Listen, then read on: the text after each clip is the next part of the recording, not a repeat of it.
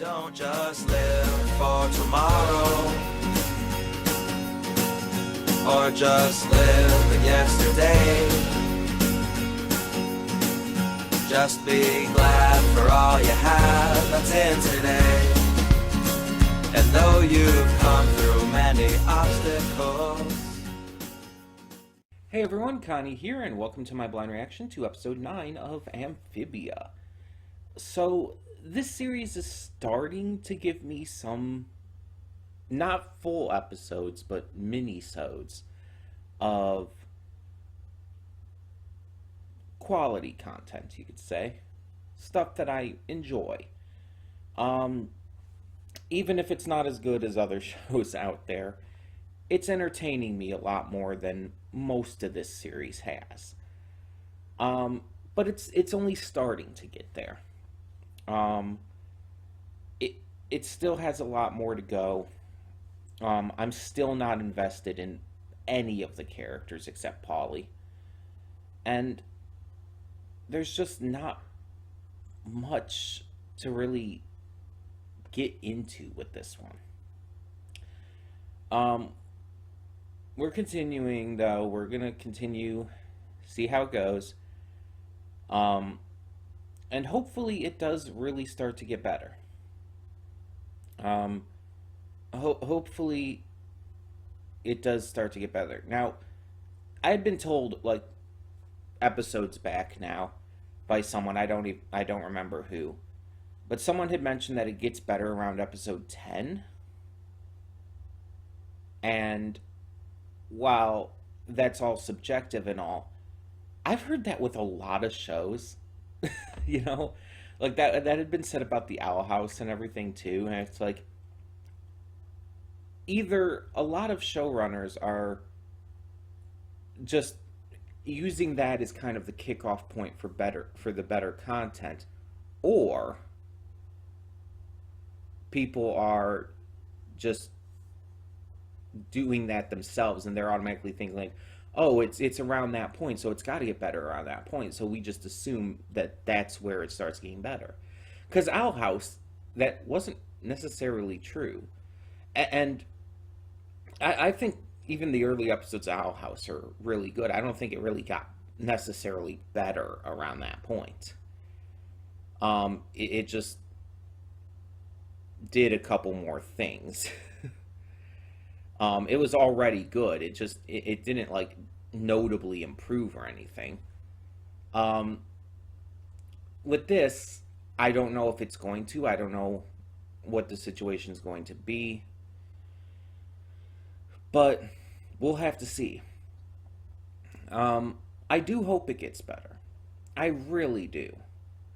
And as I've stated multiple times in the past now, I do know a couple plot points and stuff that come up in the future. I don't know how it all happens or whatnot. I don't know the context.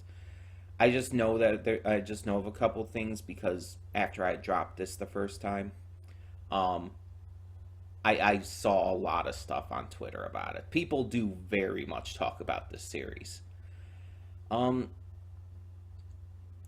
But I just, it's one of those where I just don't see the hype at the moment. I don't see, like, why people like it so much yet. Because right now, it's not that interesting to me. There's a couple of good mini-sodes, but that's literally it. So I don't know. I know about some of the things that come up. I know about some characters that we haven't met yet, but I don't know the context behind anything. And so it's just going to depend on how things are done going forward with the introduction of those characters and everything, and more plot points. Excuse me. Either way, I don't want spoilers because obviously I don't want to know anything more than what I already do. But I'm just hoping that it does get better. So we're going to check out episode 9. We're going to see if at least one half of this entertains me. And maybe if we're lucky, it'll be the best episode because maybe both halves of it will entertain me. We'll see. Um, in the meantime, though, um, just as a reminder, next week, due to it being Christmas week and because I celebrate Christmas, there will be no Amphibia next week. We'll return in 2 weeks as normal. It's just next week is a shortened week. I put all of the info in the community tab if you want to check that out. Just thought I'd mention it here briefly. So, yeah.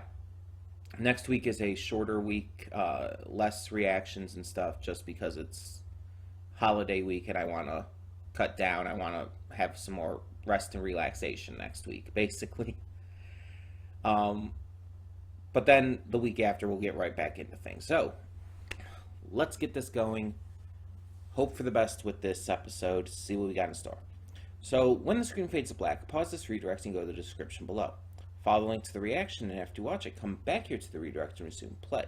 Because after it fades to black and then fades back in, everything from that point forward will be my afterthoughts and will contain spoilers to the episode. So, with that being said, thank you so much for tuning in, and I will see you at the reaction. And we are back, and we'll begin with spoilers in 3, 2, 1, now. So, I don't have the gift as much as Rough Senpai, but sometimes I do question how I'm able to predict things like that. Because I said in the pre-thoughts, maybe this will be an episode that both halves end up being good. And what do you know? It was the best episode yet with both halves being good. I do have a notable issue with the second half though. The minisode was good, but there is a notable issue with it. But let's talk about the first half first. Lily Pad Thai. This was probably my favorite minisode in the entire series so far. I'm not even kidding. I liked it that much. And it's weird because it really didn't have much of anything to do with Polly. I mean, she was there, but so Anne decides after seeing this restaurant run down and a food critic kind of tearing it apart that she wants to help get it back on its feet and impress the critic enough to basically save the restaurant's future, because you know how food critics can be and how people tend to listen to them like way too seriously. So she decides to use her knowledge and experience working at her family's Thai restaurant back in her world to transform this restaurant into something completely new and fresh. And not only is she successful, but she does manage to, even if accidentally, impress the food critic and completely turn everything around. The one of the biggest things for me about this episode that really stood out was Anne embracing her heritage in a very strong way to accomplish this goal. We've, I think, had it mentioned in previous episodes and all about her heritage and whatnot, and about even just her family and everything. Like the cat was obviously mentioned before. But I think this is the first time it's really been gone into in such a strong way. Seeing her Thai heritage like take full center stage here as she uses this opportunity to integrate it into the Amphibia food culture is a wonderful idea, and actually kind of connects to the real world idea of food fusion. Cultural food fusions are kind of a really fun and unique and awesome thing that does happen in real life. So integrating that into this episode was really clever, honestly. Hearing Pleakley's voice out of this food critic, Duckweed, I think his name was surreal. Like, because I mentioned in the reaction, Pleakley in Lilo and Stitch is such a nice, friendly, happy, goofy, and everything character. He's it's often joked about that like he and Jumba are like the mom and dad of the group. Just because of the way they act and the fact that Pleakley is a notable cross-dresser. um, but hearing him come out in like this more antagonistic character, hearing his voice in that regard, and hearing him like be actively like antagonistic towards this restaurant, it's so surreal. Because not only just because I haven't heard that voice since I've watched anything Lilo and Stitch related, because I don't think I've heard him in much else. I mean, he was in Dan Versus, but I've seen Lilo and Stitch more recently than Dan Versus. But it's surreal hearing him play such a different character. So that's just fun to me. That and the fact that I recognized his voice instantly is like just I actually kind of am happy about that because you guys know if you've watched multiple things from my content, I've gotten voices wrong before, even when I was really confident. And so it's like whenever I recognize and get a voice like completely right, even if it's like super obvious, it's just I really like when that happens. It just makes me happy. And speaking of, Swampy, I think his name was something like that. The guy in the restaurant, the guy who owned the restaurant. He was John DiMaggio. I was so like focused on Pleakley's voice being the critic though that I completely did not even think about Swampy's voice, and it's like it just never occurred to me that that was John DiMaggio because I was so focused on the critic's voice. But yeah, I love how she does integrate this Thai culture, and like even when we see like the restaurant open and everything, she greets them in that way, and I love that. I really love that. It's just these little things that integrate these other like cultures and whatnot into these shows. It's the same thing with the Owl House. Whenever Luz integrates that in, even with just her speaking in Spanish and stuff, it's just I love that kind of stuff because it's something honestly that's kind of needed. We need to integrate more cultures and races and dialects and languages into these shows because kids and even a lot of adults need to learn that it's not just all white people basically. And a lot of cartoons recently have been getting a lot better at that and been doing a great job, and yeah, I guess with this episode I would put Amphibia on that list, so kudos, hell yeah. And it was just really fun. Like just the concept. I love cooking shows and also or anything in that kind of vein. And this one was definitely like a kitchen nightmares kind of thing. Like you know when Gordon Ramsay goes to the restaurant, so it's like, oh, this food is shit. The restaurant's like decor and setup is terrible. We're gonna transform it for you now.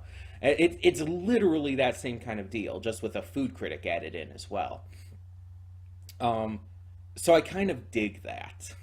I kind of dig that. Um, it was just really fun and entertaining, and just again the best minisode of this series so far, hands down. It's not even close. It just honestly for me did everything right. But then we get to the second one here, and I don't remember the actual name of the second one. But this one was almost perfect. But it had one notable issue, and I'll get to the issue at the end. But if you watch the reaction, you should already know what it is. Um, so in this one, there's the big thing about Hapadaya being an honest salesman. He believes in honesty and believes in just being completely transparent with his customers at the produce stand. However, one day, the mayor like triples the rent or something like that. And this is, I like that this is something that's not just like geared towards our protagonist. It affects everyone. That's important because a lot of shows, like you see like this big issue come up, but it only affects our main characters. It's so like just restricted to that sense that it just feels sometimes a little forced, and sometimes it just comes across as like everything's out to get our main characters. But this is, again, it's something that affects everyone at this market. Everyone is in trouble with this. We even see other people like complaining and really worried about this. So Hop Pop decides he's going to take this opportunity to try and raise as much as he can within the in the time. And then Anne comes in and says, "You gotta lie." she takes the squash or whatever, squeezes the juice out into a jar, and it's like, "Oh no, this is our new potion. Well, let's sell this," and just lie about its benefits. And Hop Pop's like, "No, no, we can't do that. That's dishonest. This stand lives on honesty." But eventually, she convinces him forcefully to accept it, and even kind of pushes him into becoming a snake oil salesman. Lying about the products and everything, and he gets really fucking into it. Like, he becomes full on flim flam. And it's like, I mentioned this during the reaction, but in MLP, My Little Pony, Friendship is Magic, there's an episode called the Super Speedy Cider Squeezy 6000. It's a really good episode from the first season. Basically, the idea is that these two inequivalent salesmen come to Sweet Apple Acres and start and make a bet with Applejack to where they believe they can sell the better cider. And they have a competition, and eventually the Flim Flam brothers see that they're being outdone and they're kind of in trouble, so they start just sacrificing quality in order to get their product out faster to win. It's obviously not the exact same situation here, but you see Hop Pop starts sacrificing quality in order to achieve his goal. And it's kind of this, it's the same idea, just done differently with some different details and all. And I like it because they both stand out. It doesn't feel like just like a copycat of that, and I don't even know if the creators of this ever saw that. It doesn't feel like a copycat at all, though, because it's like, obviously this kind of thing's been done in other media and stuff before. But it definitely stands out on its own. But yeah, Hop Hop gets very into it, and like I said, sacrifices quality, because once they run out of produce, he decides to start using literal garbage and stuff to create this potion. And it's still working. Everybody's buying it. He even sells it for a premium price, claiming it's a limited edition version. And the only problems arise when his most loyal customer comes in. I don't remember her name right now. But she comes in and is like, "Okay, I've saved up this gold coin for like ever now, and I've just been waiting for something to spend it on. And I trust you because you're honest. So have this gold coin. I'll take just one potion.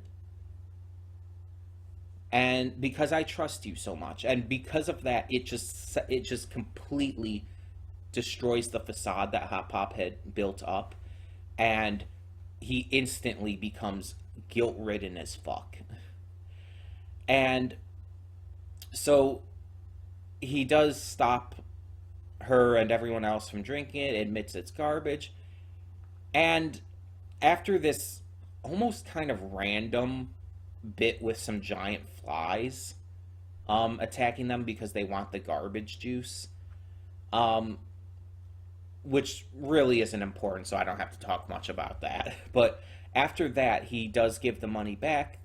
Unfortunately, the mayor's proclamation stands, and because of that, because they can't pay the new tripled rent, they have to shut down. And presumably a lot of other stands do too, although we don't see that.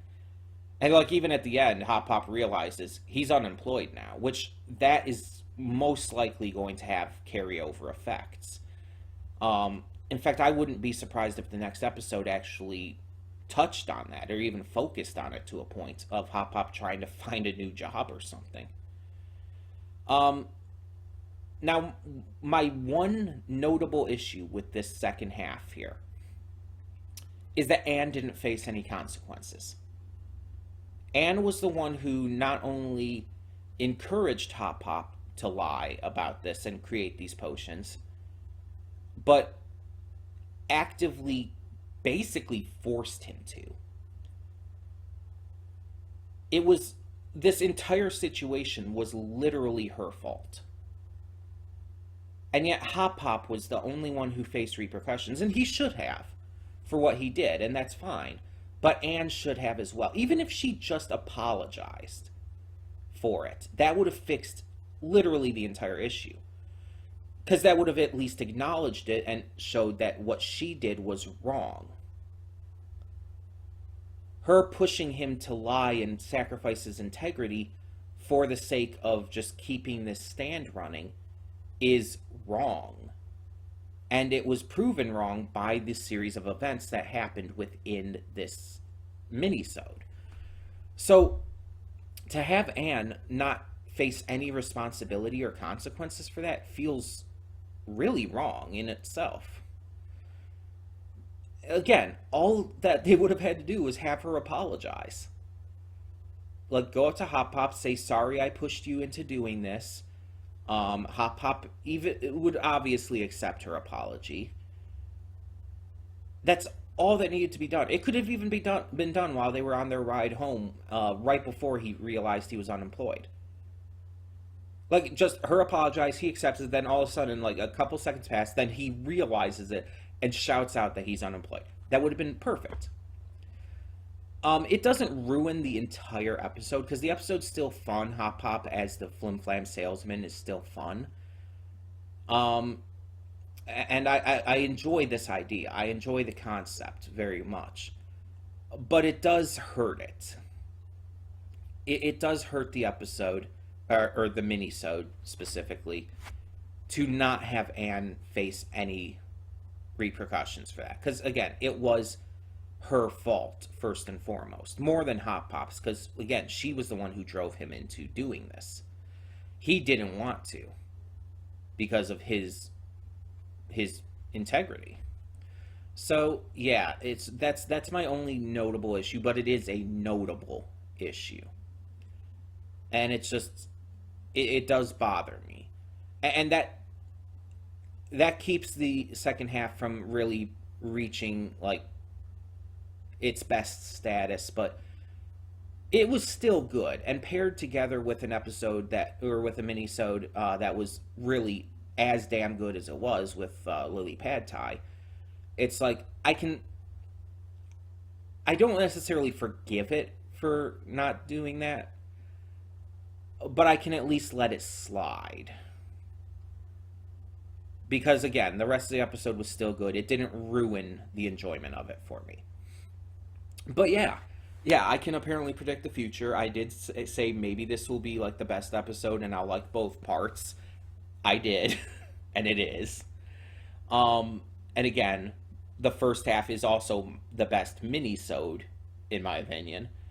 So it's like, I guess I got a little bit of the gift from Ruff. But in all seriousness, yeah, I did very much love Lily Pad Thai, and I did enjoy very much the second one as well. This is more of what I want to see.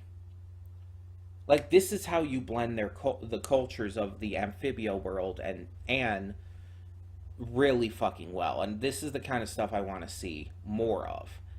Because everything they've tried to do before this with blending the cultures and all did not work. This is the first time it's worked, and the first time it just feels right. The first time it feels like they actually understood what they were doing. And ironically enough, like Duckweed had said, like the food feels like just two things kind of slapped together, like with no cohesion. And the funny thing is that's not what this episode feels like at all. It's like it feels so naturally combined. While other examples of them trying to uh, combine the cultures in this series before have felt more like they were slapped together. So I'm kind of wondering if maybe they realize that and were kind of like poking fun at themselves. I don't know if that's the case, but that would be fucking hilarious if it was. Otherwise, it might just be a happy coincidence. But either way, yeah, I did very much enjoy this. This was definitely the best episode yet. And again, it wasn't just the best episode, it was good. Like, I really liked it. So tell me your thoughts on episode 9 of Amphibia down in the comments below. And for now, I'm Connie and I'm signing off. See y'all next time.